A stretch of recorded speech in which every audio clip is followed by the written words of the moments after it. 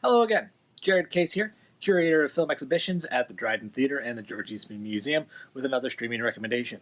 This week we are simulating what might be seen at the Dryden Theater in terms of a series. This is more of a monograph where we take an artist, an actor, actress, director in this case, Hirokazu Kore-eda from Japan, and 4 of his films that are streaming and available to you now to see.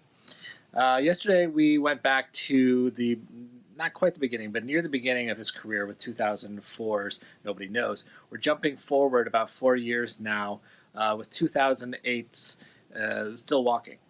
And this is probably the quintessential Kore-eda film as Yasujiro Ozu in terms of it being a family drama that takes place in a very circumscribed area, not too far from itself.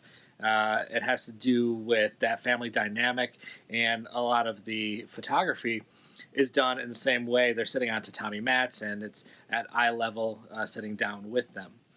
So the essential story is about this family. We get to know Ryota first. He is the son of 2 people who are living at home. His father was a doctor. He's now retired, who is struggling with that, and his mother is a housewife, and she's struggling with having the doctor home all the time. Ryota has gotten married, but to a woman that has been widowed, and she's got a young son, so he's brought him as well. And Ryota's sister has a family of her own, but the sister is facing the problems of whether or not they should move back closer towards her parents to take care of them as they grow older. What brings them together is the anniversary of another brother's death. It happened 12 years ago, and they get together right around this time every year to honor him. Unfortunately, this brings up emotions, particularly between the generations, about what that older brother would have been, what he would have become, and how that influences how the parents react to Ryota and to his sister.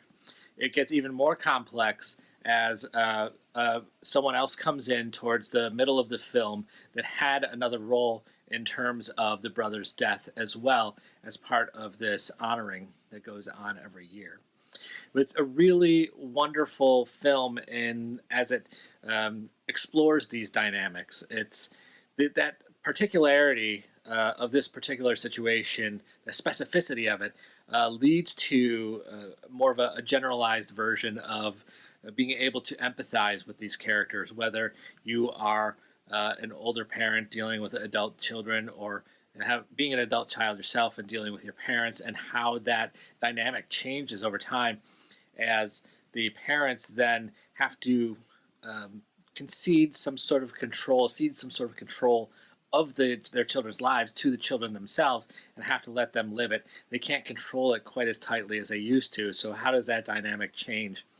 And there's some very dramatic moments as realizations come to light, and people make their feelings known. But it's a really wonderful film. And as a second in the Kore-eda, we'll do a couple more this week. Particularly with, he's got a new film coming out this year called The Truth that stars Ethan Hawke, and there's maybe a chance that we could play that at the Dryden Theater. So getting you caught up on Kore-eda, and hopefully you will enjoy this one as well. This is Still Walking, streaming now on the Criterion channel, and we'll come back tomorrow for another one.